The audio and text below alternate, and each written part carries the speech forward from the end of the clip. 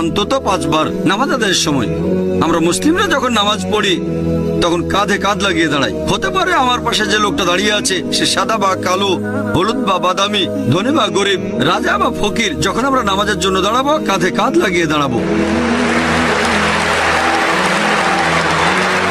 আমরা মুসলিমরা বিশ্বজুড়ে একতাকে উদযাপন করি প্রতি বছর একবার করে হজের সময়। হজ করতে পৃথিবীর বিভিন্ন দেশ আর প্রান্ত থেকে লোকজন মক্কায় আসে। আমেরিকা থেকে, ইংল্যান্ড থেকে, কানাডা থেকে, সিঙ্গাপুর থেকে, মালয়েশিয়া থেকে, ইন্ডিয়া থেকে, পাকিস্তান থেকে, আরব দেশগুলো থেকে। আর পুরুষরা এ সময় 2 টুকরো সেলাই ছাড়া কাপড় পরে। আপনি দেখে বুঝতে পারবেন না যে আপনার পাশে যে লোকটা দাঁড়িয়ে আছে সে রাজা নাকি ফকির। এটা হচ্ছে বিশ্বজুড়ে একতার সবচেয়ে সেরা দৃষ্টান্ত। আমাদের নবী মুহাম্মদ সাল্লাল্লাহু আলাইহি ওয়াসাল্লাম বলেছেন, কোন আরব